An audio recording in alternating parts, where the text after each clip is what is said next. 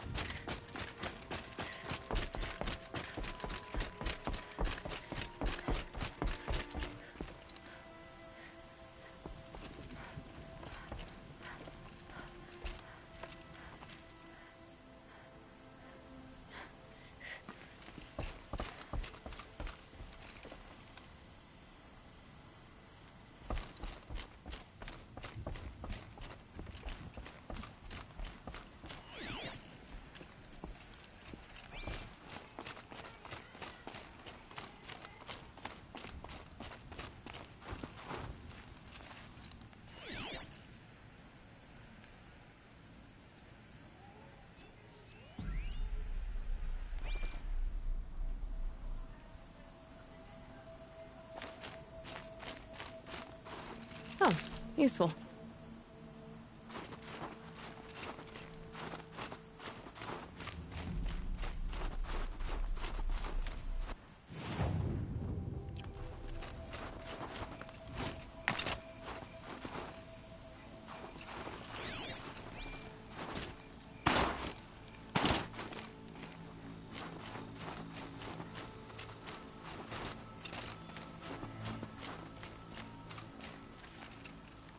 Save these for the trail.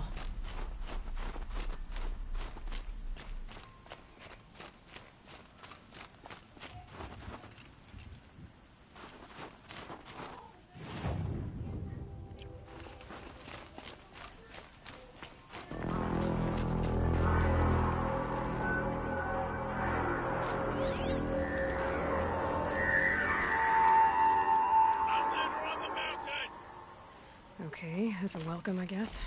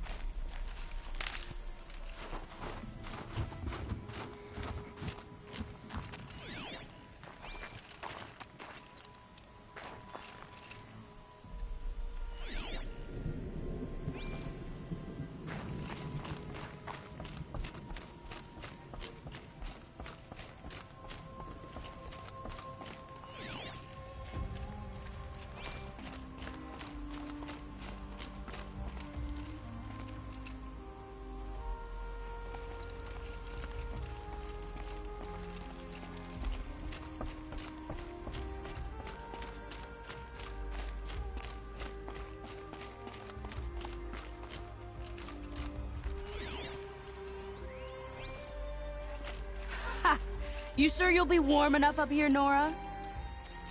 I've worked up a sweat from the climb.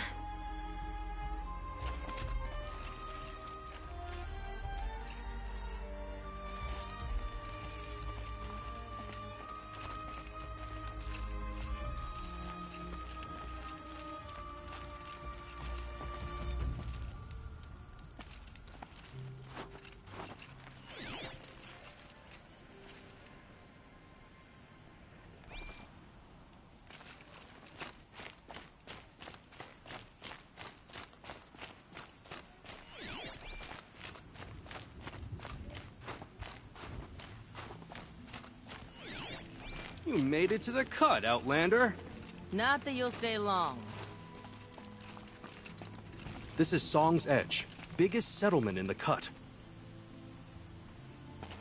These are dangerous lands, Outlander. Deadly, even.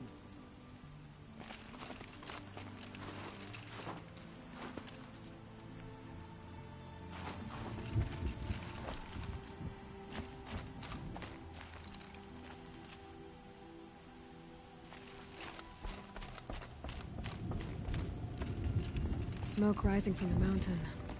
And the village, too. What's it for?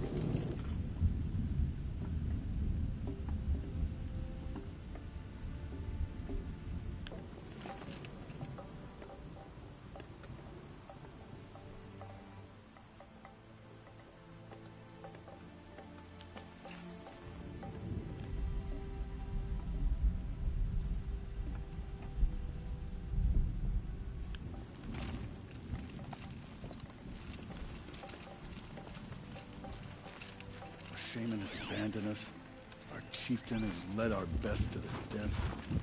Where should we find hope now? In times like these, we must not forget the importance of ceremony.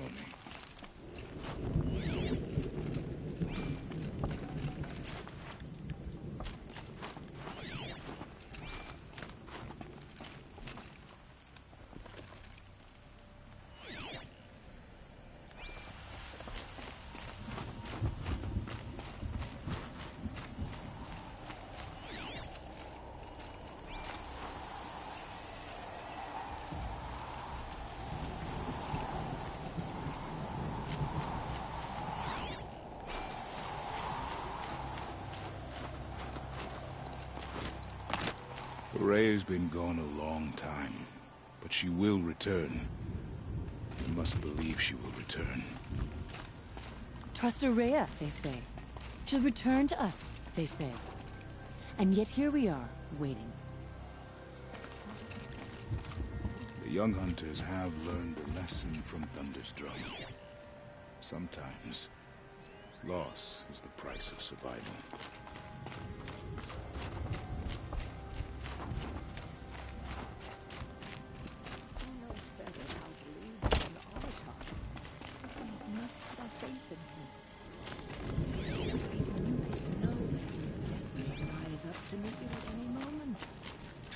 our hunters need May it. the songs of the lost echo eternal. Who knows better how to lead than Arta? We must put our faith in him.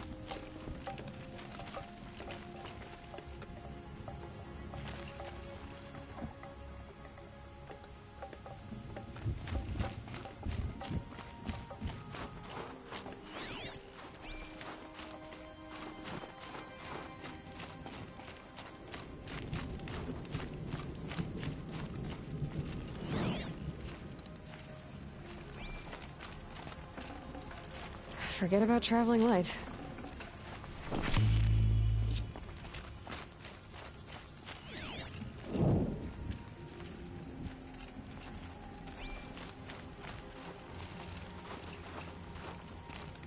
May Araya find whatever wisdom she's looking for out there in the wilds.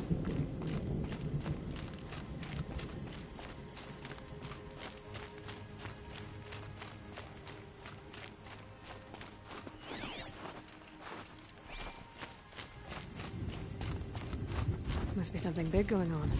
You Most of the died on village is moving Thunder's towards that drum. smoke.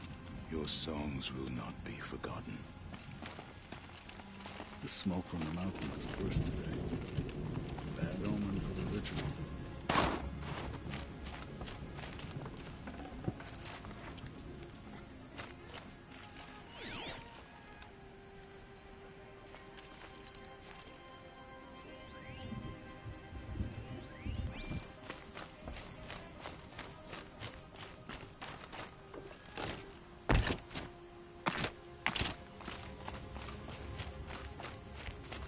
To be Banuk, to know that death may rise up to meet you at any moment. Trust that our hunters need it.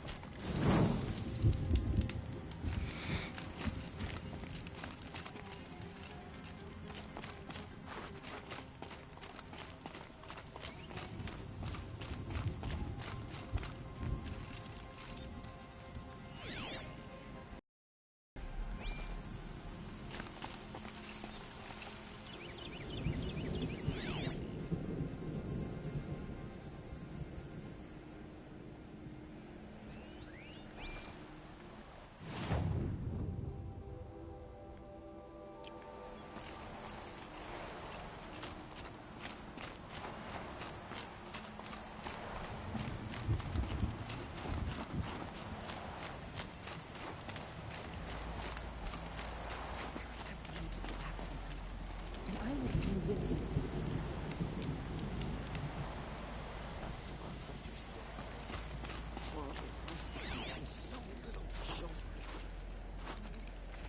Ray's been gone a long time, but she will return.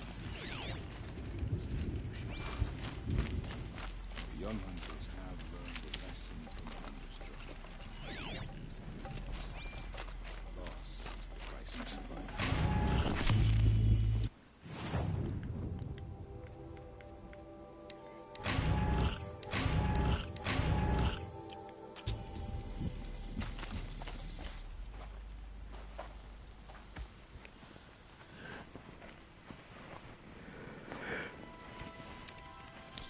Get ready for a rare sight, Nora. Bergrand, purveyor of necessities. Most of the time, the Banuk burn their dead. But not today.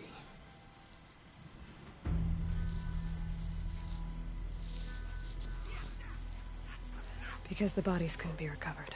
Aye, a nasty business. All their best warriors क्या? lost. On So them? they're getting a different kind of send-off. Okay.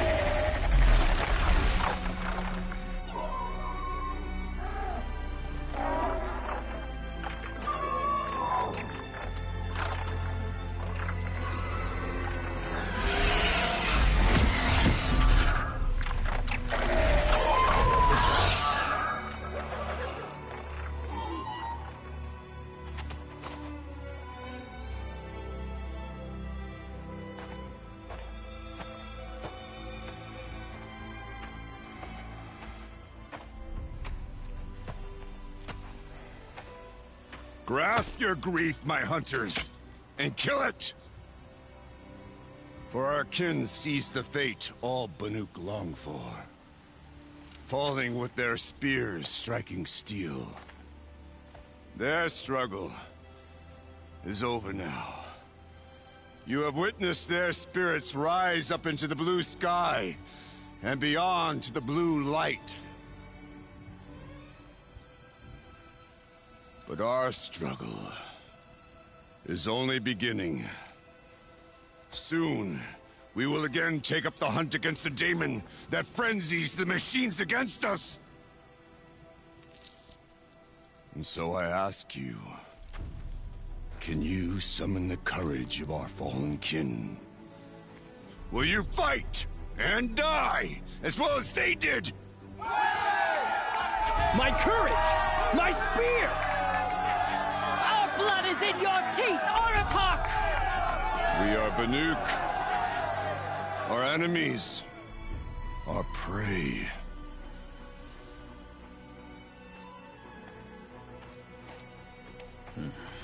The daemon. That frenzies the machines. Machines that wiped out their best. And what do they want to do? Go back up there. Fools. A little advice, for free. Aloy. Aloy. I've been up here for 2 long winters, and I still can't make sense of the Banuk. Take this ruckus. It started with one of their shamans, Aurea, spouting on about spirits and daemons up on Thunder's drum. So they march their Warwick up there, and half of them get slaughtered by machines. When Aurea vanished, I thought that Crazy might have gone with her, but no. Here's Big Aratak, gearing them up to do it all over again. What is it about the Banuk you can't make sense of? Well, everything's a test to them. A hardship to endure. A challenge to survive. Seems like they don't have much of a choice in a place like this. Yeah. A land cold enough to crack teeth. Filled with wild animals. You think they'd accept a little reasonably priced aid. Oh, believe me, I've tried to convince them. But a Banuk with nothing left to prove might just lie down and die. Have you ever heard of a man named Silence? Tall, deadly serious, cables in his skin? Like a shaman? I've heard that name once or twice, but always whispered. Like some boogeyman the Banuk want to forget. I'm not sure what went down, but I got the impression he messed with the Conclave. Or they messed with him. Conclave? All the most important shamans gather in Banur from time to time to keep up with the latest mumbo-jumbo. No idea how they all fit into one tent without those crazy headdresses getting locked up on each other. Aurea's been to that shindig, but when I asked her what it's like, she just gave me a dirty look. So if you want to know more, you'll have to find her and make her like you, I guess. Good luck.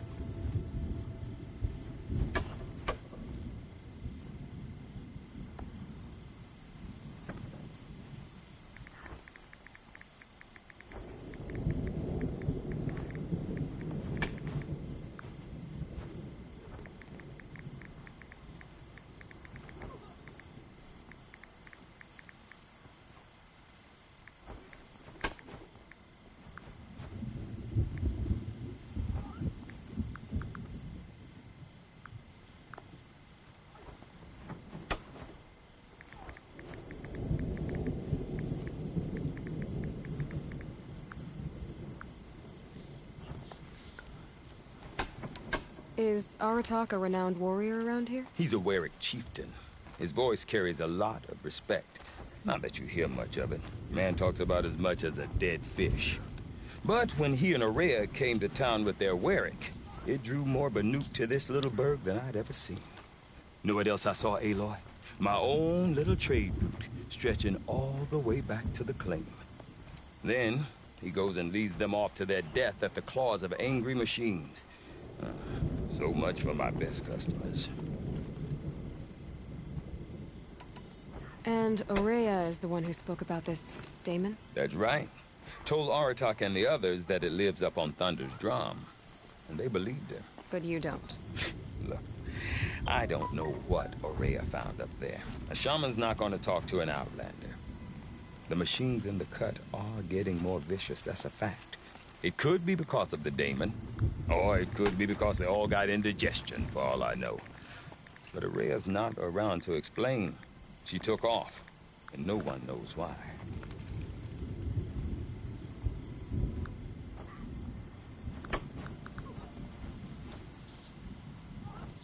What are these Wericks about, Bergrand? Some sort of tribe within the tribe? Not like our clans back home. You don't get born into these things. They hold tryouts. Prove your best at something, and you might get a place. Somewhere it's come and go. Some last as long as metal. The whole Banuk territory, Banur, is just a bunch of the biggest, oldest Wericks. I'm not sure if I'm less confused or more confused. Well, here's the sure thing. Each Werick has a chieftain and a shaman. They make the decisions. All well and good, except the chieftains are hard-headed, and the shamans have their heads in the clouds. You said you've lived out here for 2 winters? Aye. Back home, some fur traders told me about this still-forsaken heap of tents. Good location. Ripe for change. We were barely scraping by until this place started filling up for Aurea. A great prophet is coming, they said. I heard prophet. Honest mistake. Not that the Banuk are stingy, they just prefer to keep trade among themselves. We could get through to enough of them. We could really put this place on the map. Or at least on a map.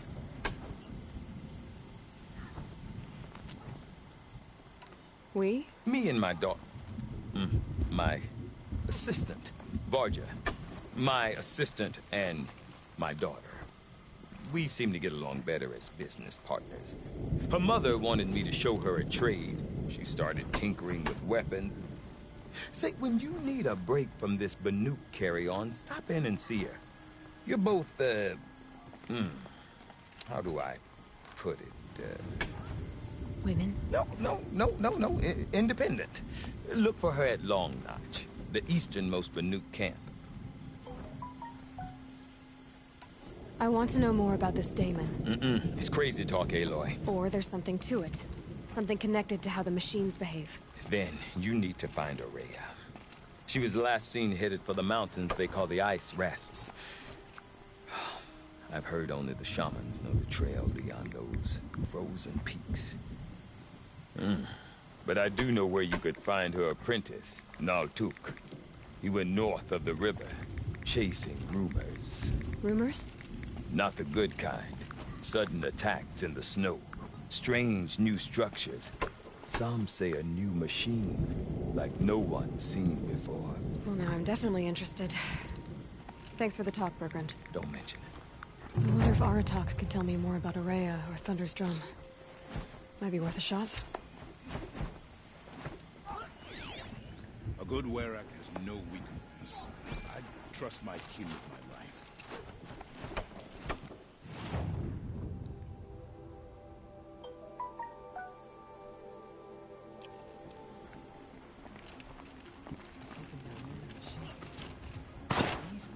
I do not want to hear this talk from you again. Doubt is heavier than a week's snow. Forgive me, my chieftain. We will be ready for the next attempt. But this will not be an attempt. It must be done. Do you understand? My chieftain. Good. Outlander, I suppose you wish to speak?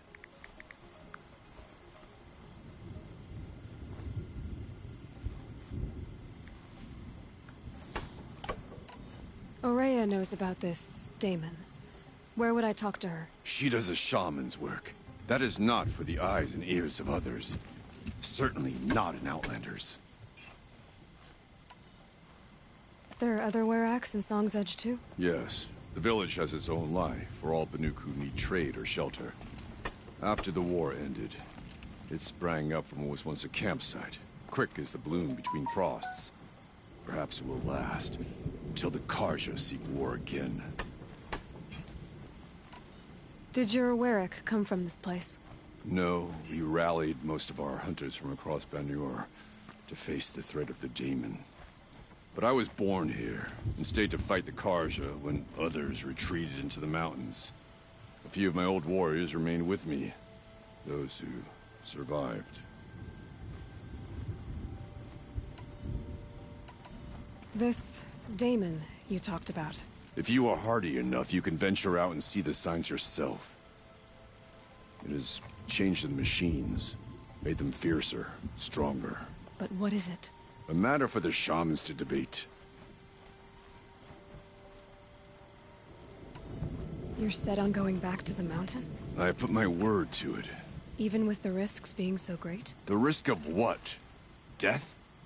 It would be a worse fate to bow our heads to the challenge and say too much.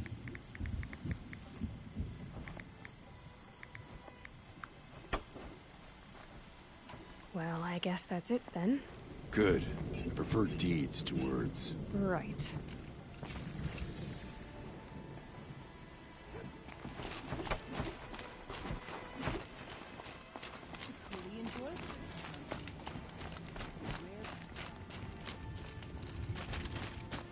Deep in, sorrow suddenly reminds.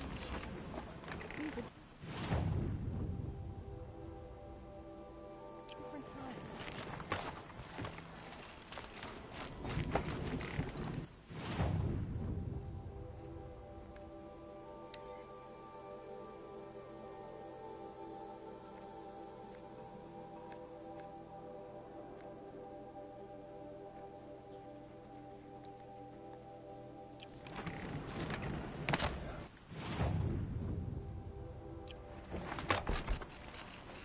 When the machines have been enslaved by the no more music.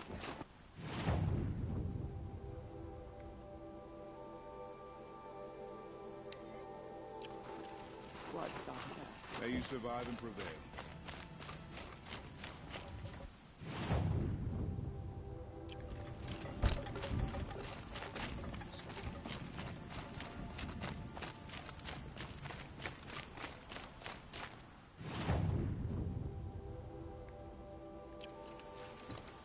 Water lapping. Last night, a few of us from different whereabouts to sleep, not lived to, shared our songs. There's no better way to forge bonds. We could all use it.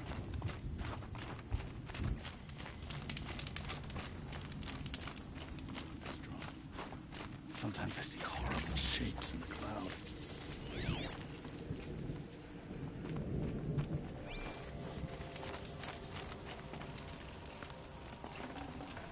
My father used to say, never settle for good.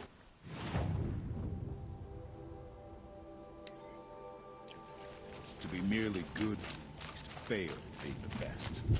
Before Banuk.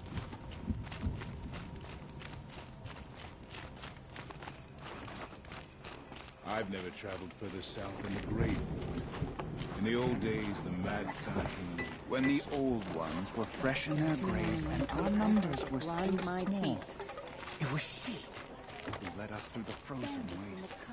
We also remember the ravenous tribe, who delighted in sucking the marrow from our broken bones. Everywhere Banuk and her Werak fled, the ravenous tribe were never far behind. Seeking a way to defeat it, Banuk went through the wastes and met the wind with which A quick way down.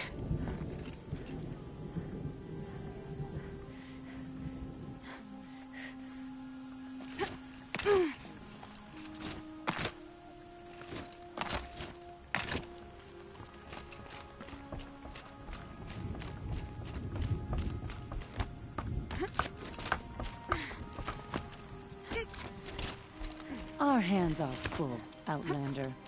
We don't have time to show you around.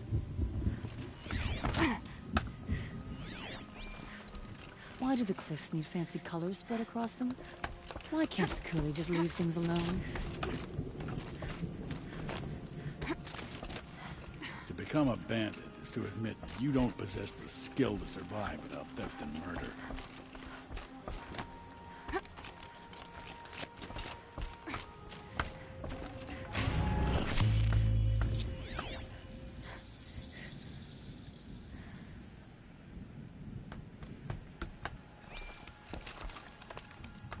I heard of a shaman once who drank machine oil. I think the conclave banished him. Oseram encampments close to the Banuk land. They should exercise some caution.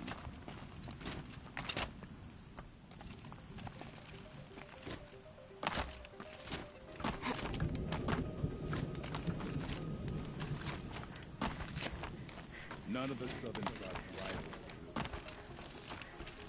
Some are safe.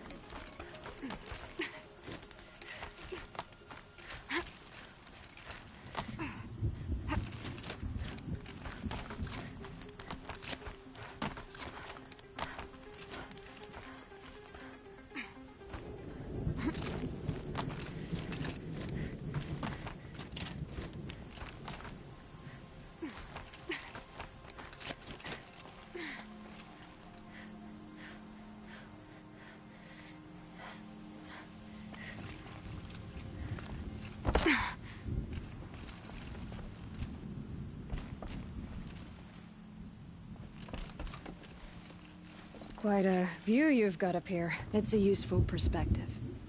How fleeting we are, when the world is so wide. From up here, you can see how the light paints across the land. Ever changing. That's a lesson. All our marks will pass. That outlook sounds a little depressing for a painter. Haven't met many artists, have you? Song's Edge needs new stories. I scrubbed its past off this rock to start anew, but a new start needs new colors. Fresh pigments, like none have seen.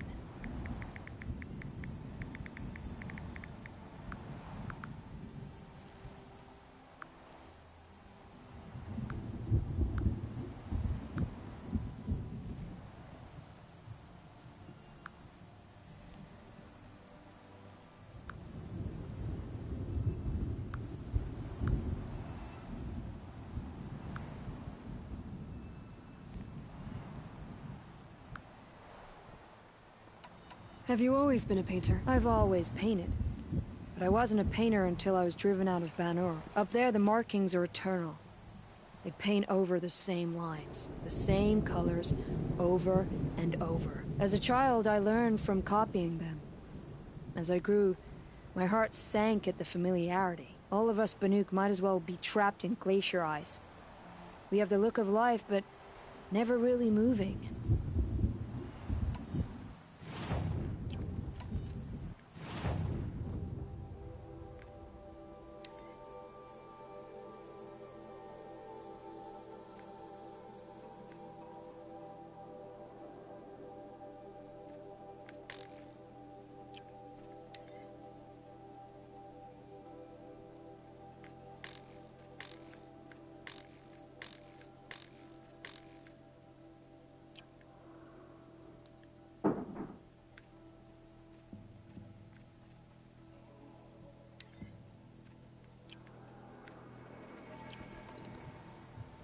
These pigments you want.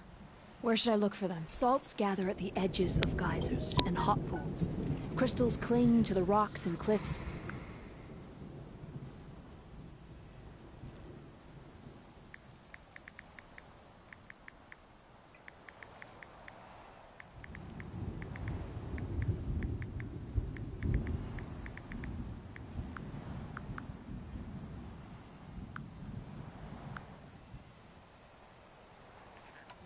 The Banuk rock paintings are impressive, but, You want to know what they mean?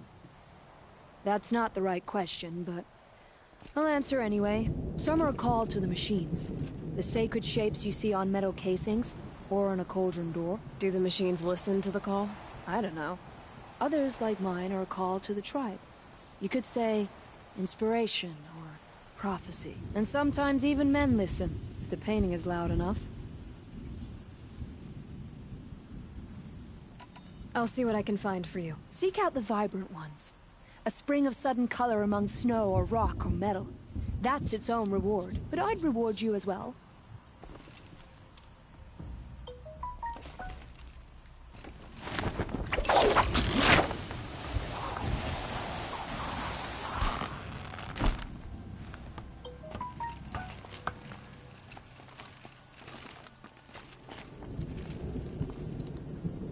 The Banuk have enough problems without having to watch after Outlanders.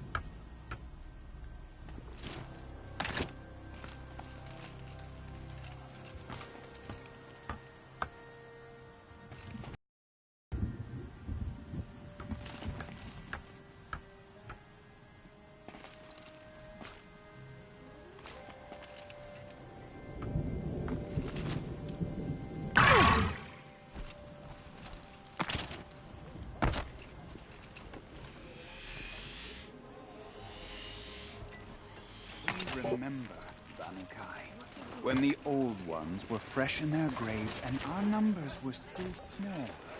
It was she who led us through the frozen wastes. We also remember the ravenous tribe, who delighted in sucking the marrow from our broken bones. Everywhere Banukai and her Werak fled, the ravenous tribe were never far behind. Seeking a way to defeat them, Banuk went into the wastes and let the wind whip her cheeks. And when the cold brought sleep, she dreamt of light. She saw it behind the world, a great calming sheet of icy blue. And she saw something new. Herds of machines, each filled with the same blue light. When she woke, she knew which star to follow. She walked for many days and nights until she arrived at a temple built from sparkling ice. At the gates of the temple, she was met by the machines from her dream, who bowed to her as she entered. Inside, Banuk discovered the blue light bubbling from a hole in the snowy earth like a spring. "You bid me come," she said. "My people need aid. Will you provide it?" The machines whispered to Banuk.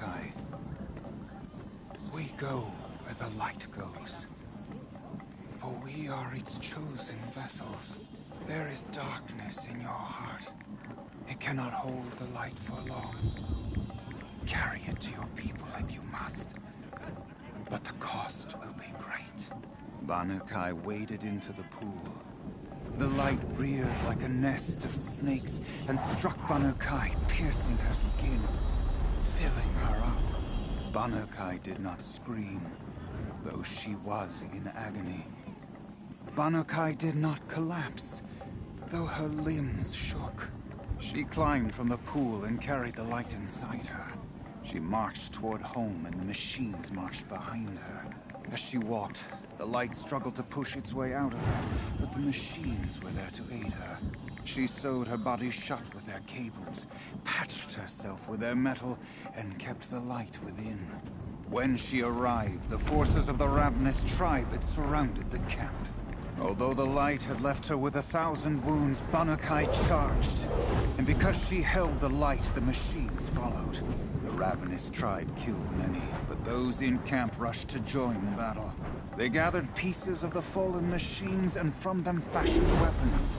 And it was with these that Banukai's people repaid the suffering the ravenous tribe had wrought upon them. When quiet descended, Banukai finally fell. The machines bowed their heads, and her Werak wept. The light she'd held within her drifted from her wounds and rose to the sky, and for just a moment, before life left her, Banuk knew the truth of the blue light, and she felt peace. We remember Banuk, the first to crawl from the cave beneath the world, who brought the machines to us. When we speak the name of our tribe, we remember her. And we will not forget.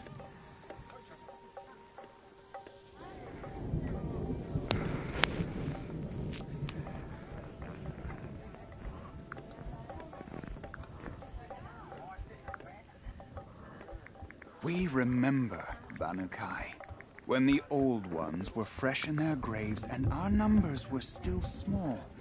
It was she who led us through the frozen wastes. We also remember the ravenous tribe, who delighted in sucking the marrow from our broken bones. Everywhere Banukai and her Werak fled, the ravenous tribe were never far behind. Seeking a way to defeat them, Banukai went into the wastes and let the wind whip her cheeks.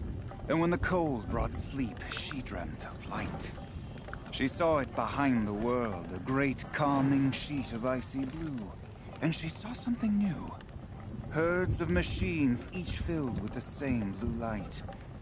When she woke, she knew which star to follow. She walked for many days and nights until she arrived at a temple built from sparkling ice. At the gates of the temple, she was met by the machines from her dream, who bowed to her as she entered. Inside, Banukai discovered the blue light bubbling from a hole in the snowy earth like a spring. "You bid me come," she said. "My people need aid. Will you provide it?" The machines whispered to Banukai. "We go where the light goes, for we are its chosen vessels. There is darkness in your heart. It cannot hold the light for long. Carry it to your people if you must, but the cost will be great." Banukai waded into the pool. The light reared like a nest of snakes and struck Banukai, piercing her skin, filling her up. Banukai did not scream, though she was in agony. Banukai did not collapse, though her limbs shook. She climbed from the pool and carried the light inside her. She marched toward home, and the machines marched behind her. As she walked, the light struggled to push its way out of her, but the machines were there to aid her. She sewed her body shut with their cables, patched herself with their metal, and kept the light within. When she arrived,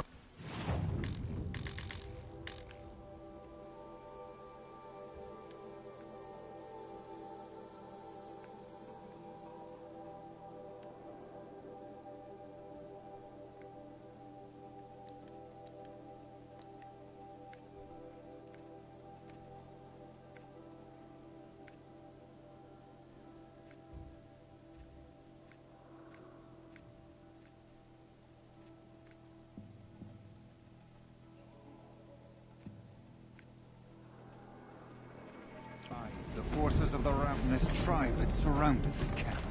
Although the light had left her with 1,000 wounds, Banukai charged. And because she held the light, the machines followed.